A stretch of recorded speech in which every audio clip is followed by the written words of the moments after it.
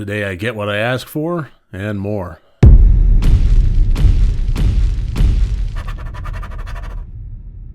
Hello and welcome to Rotted Review of the Day, and today we are continuing on with the Whispering Corridor series, this time with entry number 4, 2005's Voice. This is an unusual position to find myself in because this doesn't happen often where I can say that the fourth movie in a franchise is my favorite of the lot so far. Typically it starts strong and just takes a nosedive from there, sometimes dips back up, but I've never seen one establish itself at this high at this late in the game. Regardless, I did enjoy this one a whole lot. There was a lot about this one that I think stood out among its predecessors that makes it seem more polished, like they've been learning their lessons as they go, and they have arrived now at this level, which has been awesome. The Whispering Corridor series so far has kind of had a lot of unifying themes to it. You know, when I first started this, I had only seen the first movie before, and it was long enough ago that I had forgotten most of it. But one thing I knew is in the Whispering Corridor series is that the one unifying thing that they had going with each other is that they took place in an all-girls school. And I figured that's about it. But thematically, they actually share a whole lot. Thematically, they have a lot to do in terms of story structure and how it reveals things. And this is no different. We start off with a situation where we see consequences. And then the rest of the movie has spiritual stuff happening to the people that are still around for those consequences as that level of mystery unfolds, so that we see the circumstances that happened prior that led up to that initial reveal. There's a lot of story structure and chronological elements at play here. And the story of this one and the mystery behind it is honestly the thing that grabbed me the most. But there's a big asterisk, a big caveat, and I'll get to that in a little bit. But for right now, I'm just going to go ahead and give a 5-mile overview of what this movie's about while staying spoiler-free. So this movie follows the character of Young-yeon as she is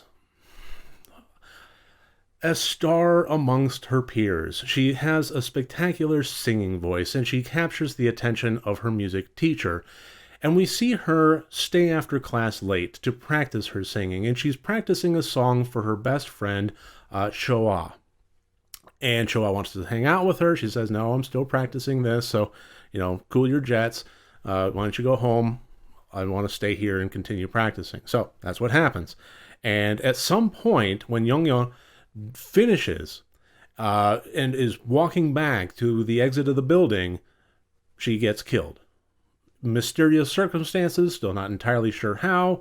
The method that is shown on screen we know is fairly implausible, so there's got to be more to it, and there is. But suffice it to say, where that would ordinarily end Young-yeon's story, at least as far as a character goes, that was really only the beginning in this film. That's the hook, is we follow her as she is now a spirit in the classroom, in the school. She can't leave the school. Every time she tries, she's basically portaled right back in. And the only person that can hear her is her best friend of Choa, who is mourning her death until she realizes that the voice that she's hearing in her head is not in her head. It is actually her friend speaking from beyond the grave. And between the two of them working together, they try to figure out what actually happened that night.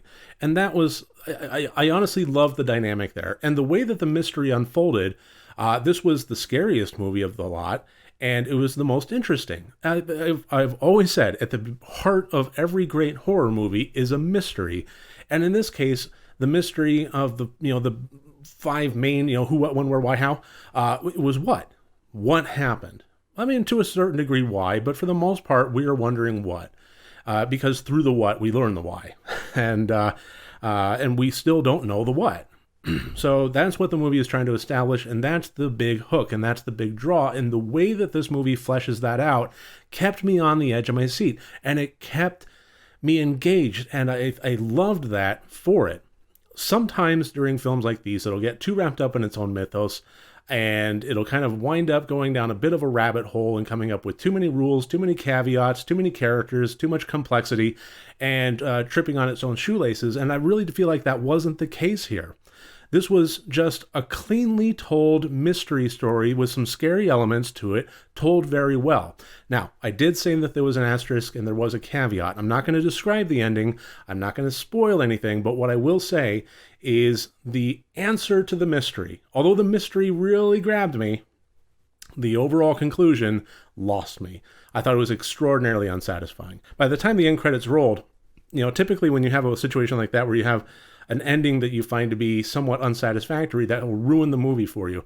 And I had to kind of struggle to not let that happen for me because on the whole, I really thought that this was a very enjoyable experience. So even though, yes, the ending was unsatisfying and the answer to the mystery was lackluster and I really didn't care for that on a character development basis, I did find the entirety of the movie up until that point quite enjoyable. And I think that I've kind of, I've crunched the numbers and I've adapted the scores, and I'm going to go ahead and throw them all up here. As always, 4 different categories, each one worth up to 25 points for a total possible score of 100 points. And as you might see, out of all the Whispering Corridors movies so far, this by far has the highest total score. And what I will say is that ending did impact the plot and the intention level.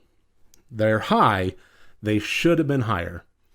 And as far as the choices that they made and how it wrapped up the mystery, I feel like to go the route that they did was largely unnecessary. That you could have still wrapped up the mystery. You still could have established a very satisfying what that had, all the loose ends perfectly tied up with a nice, pretty bow on them without making the sacrifices that they did. And I felt like on a technical level, this was a lot more polished. And when I said in my opening stinger there that I got all the things I wanted and more, what I meant by that was even in the last movie, when I reviewed The Wishing Stairs, I mentioned that because of the flashback nature of this, because of the chronological layout of these films so far, the one thing that they have been is a bit jarring. That by having flashback sequences with no visual tonal shift, it makes it so that I'm trying to, at any given point, try to wrap my brain around, how did we wind up here? How is that character still alive? Or wait, we went back in time? When did that happen? When are we going back? And I even mentioned in my review of The Wishing Stairs that I don't necessarily want, a big, but, just some sort of, like a slight sepia tone, a slight softness to the camera, just something visually to cue us in.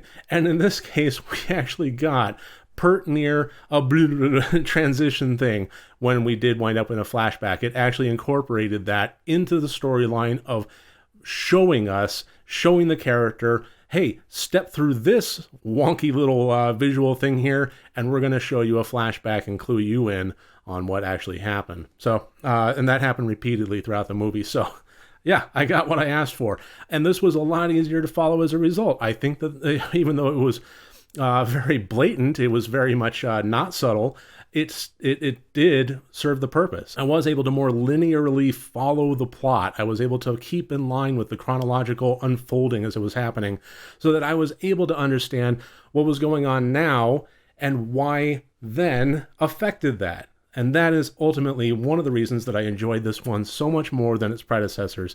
And I'm really looking forward to see the last movie of this one, which was Blood Pledge. I think it's a Blood Pledge, but I'm looking forward to that one that I'll be reviewing tomorrow. That'll wrap up the Wishing Corridor series. But I really think that should about do it. That's all I really wanted to cover. So I will look forward to seeing you tomorrow as we wrap up this series. Other than that, thank you very much for joining me here today. I look forward to seeing you tomorrow. If you like this video, please click like and subscribe. It'll help me out a whole lot. And if you want to support me further, my Patreon and my merchandise storefront links are below. Remember, next time you want to watch a horror movie, first make sure that it's good and rotted.